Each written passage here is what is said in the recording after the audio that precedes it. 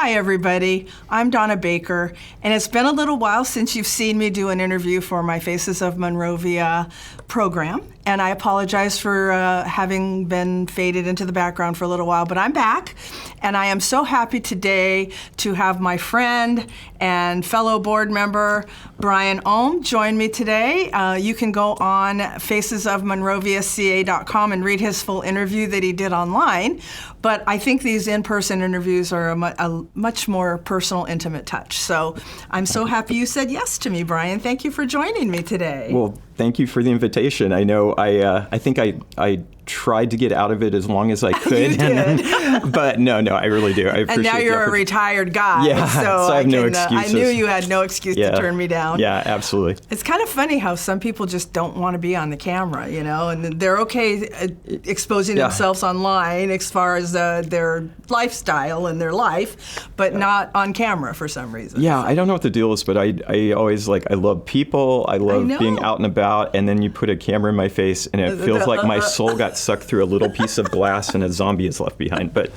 no, this is an interview between us, so friends chatting, so I'm good. It's a conversation. Yes, so I'm good. So first of all, happy Pride Month. Oh, thank you very much. Yeah, I'm very excited. I love that the city of Monrovia did a proclamation. Yeah, that was wonderful, and Underdog was included, which flag, is beautiful. But other than that, it's nice to see all the cities being proactive as far as Pride Month is concerned. So yes, definitely. I'm glad that have you here representing. Also, I want people to know that you and I serve on the board of Monrovia Parks Wilderness and Recreation Foundation. That's right. And you are currently our president, so thank you for representing us that way as well. Oh, yeah, absolutely. And it's definitely an honor to be the president of that foundation. I kind of nominated you for that, didn't I? I think you did. I think you did, actually. Yeah. So you were a community services commissioner for the city for how long? 13 years, believe it or not. That's fabulous. Yes. And what were your duties as a community services commissioner, just in case somebody's interested in applying for it? Yeah, absolutely. Maybe it'd be interesting to know why did I do it. So why? Yeah, so I'm guessing we'll get into some discussions on AMV, but hot off the big movement to protect our Hillside Wilderness Preserve, so yes on measures AMV and that group. The next action once the group following that was purchasing the land was now what? How do we manage it? How do we control it? And that all went to community services. So much like Gloria Crudgington did, she went from that whole movement to join the Community Services Board.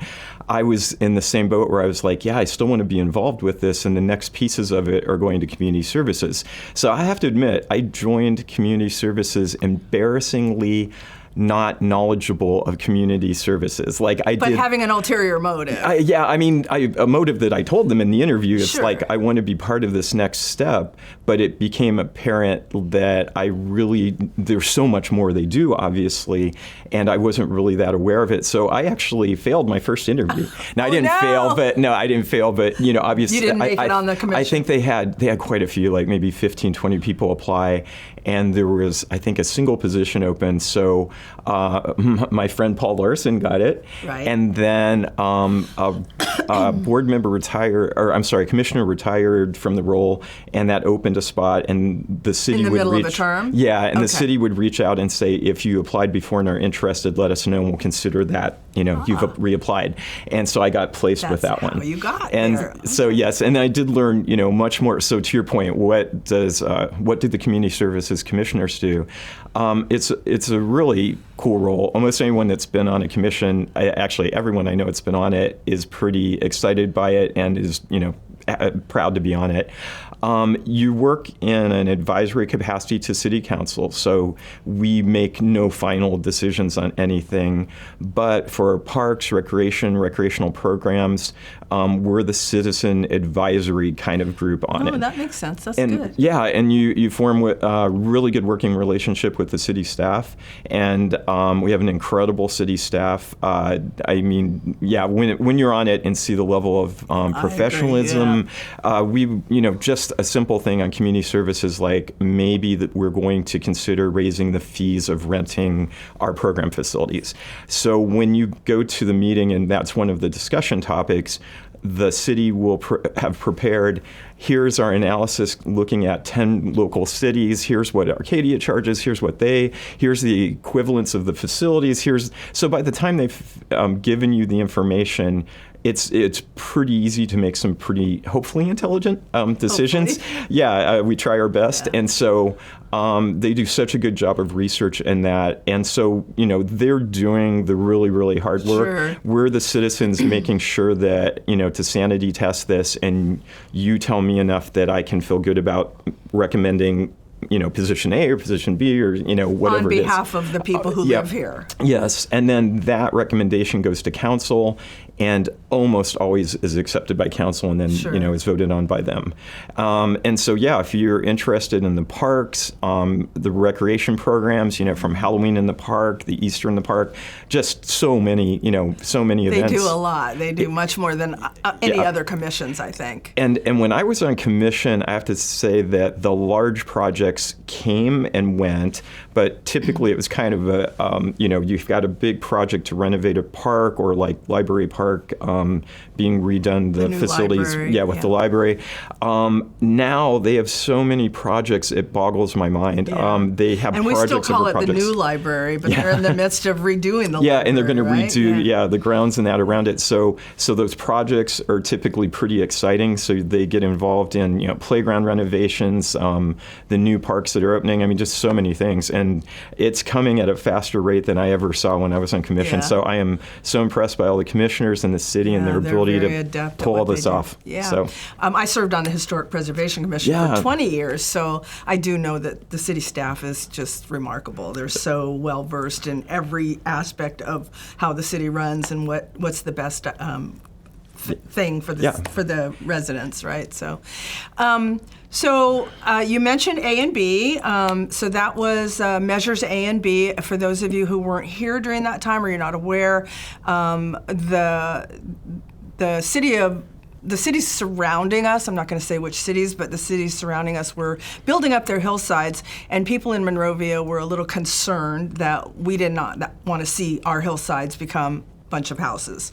So a couple of people in town, Gloria and Cleve Crudgington, and you and Laura Mendy Blakely, and I mean there were a bunch of us on the committees, took that bull by the horns and said, we're going to stop that from ever happening here. Yeah. So thank you for what you did, because you worked tirelessly on behalf of Monrovians to protect our hillside wilderness preserve. Absolutely. And I do want to call out, because that was sort of phase 3 of if you gave phases and major timelines and milestones. So the whole thing's too big. That would be this whole discussion. Right, But I do want to definitely call out somebody who's no longer with us, but Karen Meyer. Karen Meyer was a local realtor. So I moved here in 1999. When I was back in Ohio, I had been a conservation chair in Northeast Ohio Sierra Club and was an Endangered Species Committee chair. So I had been volunteering with some stuff with them. I got pulled into a national level thing and some wild and crazy stuff all during the Newt Gingrich attack on the environment in the 104th Congress and all kinds of fun stuff. So anyway, I moved here and thought, okay, I'm just going to take a break because I've been so involved with that. And I think I was in my home here for a week. I don't know. It was not very long. And I got a flyer from this amazing realtor, Karen Meyer. And it was like, did you know the hillsides behind us are going to be built up into hundreds of homes? Blah, blah, blah. Here's the meeting that the city's having that's not well announced that you need to be at. And oh, by the way, I have a couple houses for sale. Right. And this is how the flyer looked. Yeah, and it was so admirable that here's this realtor saying, I don't want to see houses built. Yeah. So, I'm proud to say I think I'm that kind of realtor too, because I'm a preservationist. But she was a pretty awesome lady, and that was before I ever got into real estate. So I remember her distinctly. She came every year and put flags. And rest in peace, Karen. You created a miracle. And you got the word out. So I really do give her credit for getting the word out on it. So I know that we could talk about A and B forever. So A and B is sort of what and it did pass. And our Hillside Wilderness Preserve is now, everybody loves it, and everybody's very happy that we aren't going to have any kind of modernization up in our hillsides. So thank you for that. You touched on the fact that you came from Ohio. Yes, I did. So what brought you to Monrovia itself? So I'm an IT nerd. So I've always done computer science. So that was my major. And so in 1999. So the internet had started to take off a few years before that as a thing businesses were starting to do, which is hard to believe there was ever a time. So I know. I remember those days. Yeah. I remember the first fax machine I ever saw. Oh my God. So I've had a long and varied history, but basically I was working in programming and saw the internet coming up, and our company was an old manufacturing company. So Avery Dennison, which made labels and other products, but Avery with its headquarters in Pasadena, but one of its biggest business units headquarters was where I lived in Northeast Ohio. So I was in that, and at that time the CIO, so the highest level IT guy, happened to be in Ohio. He wasn't in California, and he helped hire me. So when you interviewed, the CIO basically interviewed for IT positions too, was an interviewer. So I was getting frustrated because I hadn't seen anything that we were doing on the internet, and it was starting to kick off. And so I just had a meeting with him where I really intended... You foresaw the future. Yeah, I was going to ask him if there were any internet roles and are they going to do anything? And if the answer was no, I really was going to leave the company. But I didn't say that, of course. So I was talking to him, and it turned out he had been interested in creating a role, and it was around some technology that I had done when I was first in the company. And he said, would you be interested? So the first internet position in the company was created for me. And at that time, they let me stay in Ohio, so I made like the first online e-commerce ordering thing for our European groups. And so they didn't know where to put me because I wasn't like in a big IT group out there. So they said, if you'd like to move to Massachusetts, we'll move you to Framingham. And they had a big group out there. And I didn't have to do it. So I said, no, I'm really not. I have no family or friends out there, and the weather, that doesn't help me from Northeast Ohio. So about a year later, they came back with another offer, and they said, how would you like to move to Pasadena? And, the corporate headquarters, and we have an IT group out there. So that one I was interested in. So the weather for sure, yeah, right? and just everything. And timing is everything. So this was early internet where they were desperate for people and doing really good things for even lowly developers like me. So I got relocated. They helped sell my house. They paid the seller fees. That's excellent. They packed up a moving van line, packed my house up, and moved me out here. They paid for a month of me living out here to look for a house. That's fabulous. And so, timing was everything. But that's how I got out here in 1999. And basically... And you bought your house shortly thereafter, right? I arrived into a house because I was selling a house, and I really did not want to go from house to apartment or something. And I came out, and so my plan was, and what I did, it was going to spend a week east and west of, staying in hotels east and west of Pasadena, because I knew the traffic was going to be bad. I'm on the internet. I knew the prices I was dealing with. And I'm like, so come in and see where I can stay. So in the east, I went out to Laverne, because I had lots of friends, coworkers in Pasadena that were out there, and said, oh, Laverne. They all said, by the way, somehow in the discussion, Monrovia, it's gangs and you don't want to go there. I remember those days. So when I moved here. Yeah, so I stayed in Laverne, did the drive, I think, one day and went, no. And then I flipped my search to the other direction, and so everything I could afford out there, I was looking in Law Canada, as I called it back then. And they're like, yeah. you Ohio Yeah, people? And I had a realtor for both directions. So they, of course, said, you cannot afford Law Canada. No. And found, something in like Sunland, Tahunga that was up in the hillside, and it was kind of... Where the bikers were. It was kind of not, yeah. And basically, so I ended up coming back and kind of, I think one time I was driving back in from the east, and I hit Monrovia, and I was like, why are they saying this looks really cute? And I went up into Canyon Park. I came down and stayed so I moved a hotel in the east into Monrovia, and came down to a Friday night festival, saw neighbors saying hi to each other, these great shops. And so I talked to the realtor, because now I had the realtor for the east, San Gabriel, and she said, no, they're stuck back 10 years and 20 years ago. She said, no, Monrovia's up and coming. And the only problem is going to be that a lot of people are buying fixer-uppers. So I had lots of drama. I'm sure all of your real estate dealings kind of go this way. If you don't know, I'm a realtor. Yeah. So I wasn't a realtor when you came to town, though. Oh, you weren't then? No. No, I ended up literally sold my house back in Ohio, was on my last week here with no house, and I was going to give up, have my stuff moved to storage, get an apartment. I had made a deal on one house that ended up going for over its price in cash, which beat me giving the offering price and pre-approved. So that one was lost. And then there was this fixer-upper house that was kind of a disaster, but really cool.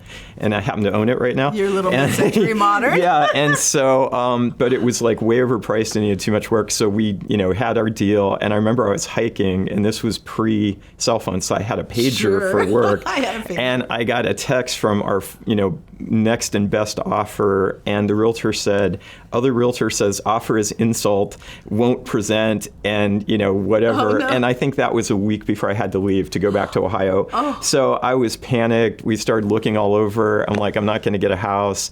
And then they had an open house on my little beautiful disaster house, and it didn't go so well. Oh, good. And so the realtor, good for you. So 2 days, I think, before I was flying back to Ohio, my realtor said, guess what? The realtor reached out and said, is that offer still good? And so, yeah, I landed my house. It was a definite fixer-upper, but love the community, love my home.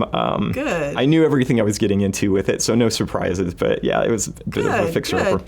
Well, I want to go back to Monrovia Parks Wilderness and Recreation Foundation. Yes. So for those of you that don't know, we are a 501c3 nonprofit organization, and 100% of the funds that we raise go towards improving our outdoor spaces, enhancing our parks and recreation programs, and also providing scholarships for kids that can't afford to sign up for the city-run sports and recreation programs. So that's what we love about what we do with this organization is 100% of the money that we raise is used for these things. So, yes, we're a volunteer board, so total volunteer, yeah. but it kind of segued from the Measure A and B Wilderness Preserve thing. History into the community services purview as far as who was overseeing this foundation that was originally created. Yeah. But nothing ever happened with it, correct? Yeah. So what happened? So as you mentioned, A and B happened. So we had this Protect the Foothills. When that passed, it really created a measure that said we're going to tax ourselves, and there were different rates, but it was $45 a year, I think, for a household. And then we're also going to create this designation that protects land. So when you buy that land, the city can own land that is protected in hillside wilderness designation. So the city wasn't sure. So the measure passed, and we raised whatever it was, $12 million or something. But they knew that was probably going to be about half of what was needed. Sure. So they were doing lobbying. They were also, well, maybe we'll create as I understand it, maybe we'll create a foundation and a nonprofit so people can donate money. If Bill Gates wants to give a $10 million check to the city for that, they could do it. It ended up that all the money was basically raised through us and then through all the matching grants, and the lobbyist worked to get, grant writer worked to get grants. So that ended up with a couple $1,000s in it, and I think Gloria and I were the main contributors because at one point at work, my matching fund stuff for work would let you designate anyone. So it kind of laid fallow, and then when community services, to have management of it, as a community services commissioner, you were also a board member on this inactive nonprofit. And foundation. Foundation. And so twice, I believe it was twice a year by requirement of the law, we would adjourn our community services commission for 10 minutes and then convene that meeting, accept the never-changing amount that was in the checking account, and then file and close, and then that was the meeting. So the city always knew that there's better things that could be done with this, and we shouldn't own it, and it should get some dedicated people. So it was a long time coming, but finally, after I was off commission, we made one attempt to have a meeting and try to spur some interest while I was on, and it didn't go anywhere. So then, as I understand, I think in 2020 during COVID. The new so a board commissioners that commissioned when I wasn't on it actually were successful in spinning it off and looking for board members, and there are some commissioners on the board, but they were looking for it wasn't to be a city city owned board. So both you and I believe, got our invitations or we're did our both applications. charter members of the foundation. Originally, there were 5 of us. As part of our fundraising efforts, where does most of our money come from besides the one big grant that we really were able to get? So we have this incredibly exciting and successful annual online auction that somebody over here spun off and actually is our main coordinator, and it would not exist without Donna. So this thing has been incredibly successful. So it is absolutely our number one fundraiser. I really enjoy doing it. Thank you. In the last 4 years, so we started in 2021, right? 21, 22, 23. Yeah. So in 2021, so we created the foundation, we got the foundation up and running in 2020, but we were just sort of finding our and also kind of redoing its statement, because at one point it really was only designated to raise funds to buy lands and Correct. da. Yeah. So by the time jive with the new mission. the new mission. So by the time it came, so the 2020 rebirth of it, renamed to the Monrovia Parks and Wilderness Recreation Foundation, Empower, that also was redirecting it to say, now we can get involved in helping with recreation, with parks. Right. Doesn't have, it won't be land purchases because So basically what we do with the money that we raise is we subsidize city-run programs that the city doesn't have the money in their budget to fund. So right now, what are we doing? What are we working on right now? So so the last big project that we did was donating funds for the Library Park shade structure. So if you saw those brand new, really beautiful shade structures, we contributed $70,000 to those. Right. They cost more than that, but we did the lion's share, or we did a large, significant donation to it. This year, we've committed to $40,000 for signage throughout parks in the city. So all the parks, right? Yeah, so all except one, I believe. So we will have new signs going in Canyon Park when it reopens, interpretive signs. We're also funding 2 kiosks there. So just lots of new signage and interpretive signage in the Wilderness Preserve across the parks in our new park. The new park, yeah. Santoru. Sanishi.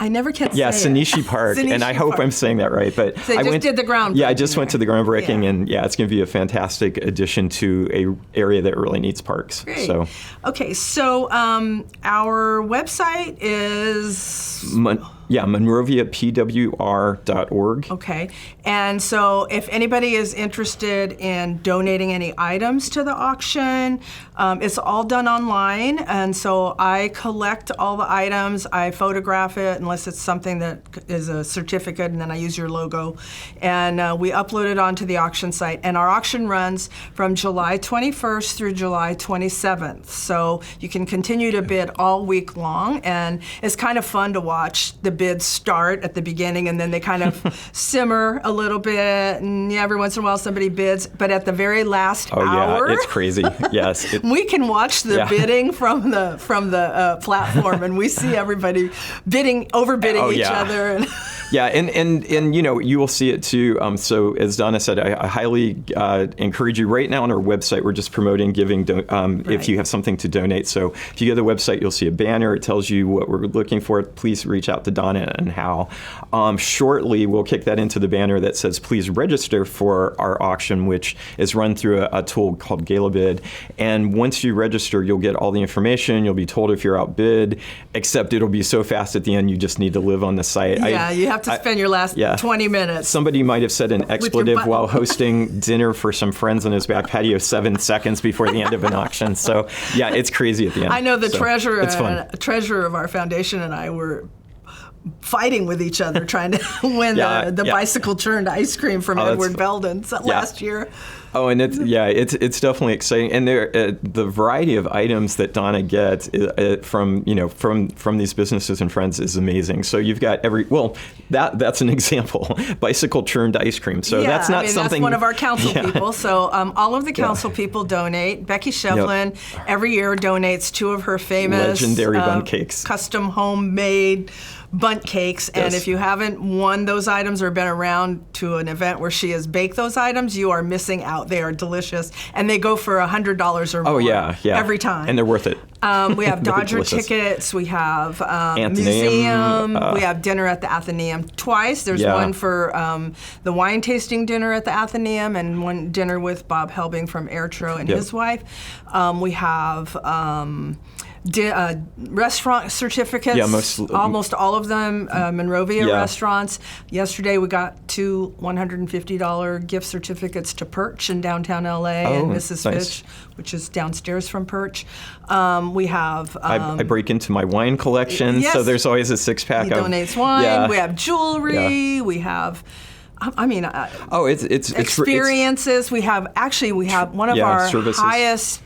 highest bidding wars happens every year for the tour of the Hillside Wilderness Preserve, right? Yes. So it's up to 4 people. Did you take that before? Yeah, I haven't done the recent one, so I don't know if we've got it yet from the city to know the details, but it always ranges I with have like. it. You do. It's for on the site. Yeah. Okay. And so. So you get to go with one of the park rangers in a little 4-wheeler kind of buggy thing. I forgot what those are called. And you get a personalized tour of the Wilderness Preserve, and it's a 2-hour thing, I think it's 2 hours. Yeah. And it goes for a lot of money every year, and every single person who's ever won it has just raved about the experience. So that's one of our top bidding items. And it truly is priceless. Yeah. I mean, you can't do it because there isn't an item on the city site that says pay whatever and get and that. The city manager this year, he kind of veered off of the path that he was on before. He was offering rides in his classic Mustang and lunch with himself. But this year, he's going to make some lucky bidder a complete rib dinner. He's bragging to me about how great his ribs are. So we shall see. That might be one that we're fighting. And by the way, I don't like ribs, so it won't be me. And just so folks know, although we set up things in Gala Bid and all that, it really is an automated. The on is automated. The off we set it up to be automated. So we're not back there going, okay, Donna, did you get your last bid in? Okay, stop. So now we swear. You can see who bid. You can see who bid. Yeah, so I don't cheat. You don't cheat. No, we don't no. cheat. So that is coming up July 21st through the 27th. We're very excited. In the last 4 years, we have raised over $40,000. Yeah, that's amazing. 100% of that money going to our mission of assisting the city on programs that they cannot afford to subsidize. So I'm proud to be a member of that organization. I think we do such great work, and it's one of the hardest working boards I've ever met. Everybody on this board works hard. Yeah, it is the true definition of a working board. So, I mean, as you said, everybody's got, any work coming out of the board is being done by a board member. So we probably will expand to get a little more volunteers and stuff to help us, but that's how it's working right now. Yeah, and we are looking for a board member. If you are an attorney of any kind, we would love to have somebody who has a legal background help our foundation thrive even better than we are right now. And we are a thriving organization. Okay. We started from the ground up, and we have built it into a pretty famous, well-known foundation in town. And the more we get our name out there, the more items we get for our auction, the more support we get at our events every year. We do have a fall fundraiser every year that everybody can come to, and we invite everybody who's donated. And I was going to say, please, if you want to check us out, go again to the website at monroviapwr.org. And one of the best things you can do is sign up for our email, because we'll tell you about our events. You'll know about the auction. We've had yoga in the park. We do all kinds of fun things. So and hiking. We hike up to the preserve, right? And when Canyon Park opens, we're going to have a lot of stuff going on there as well, which should be soon. I'm not going to tell you when, but it should be soon. So Empower is very excited about doing some things up in the park once it reopens. So excited to get back there. Yeah. Well, our time is already up. Can you believe how fast that half hour went? Is there anything else do you want us to know about you?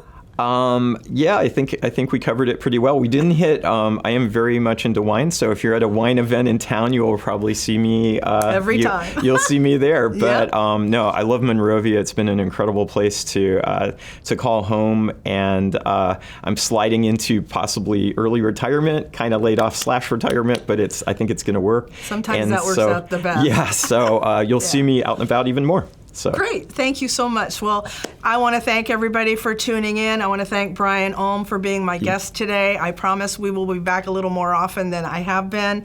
Again, the website to look at the past interviews, and I've interviewed over 100 Monrovians, is thefacesofmonroviaca.com.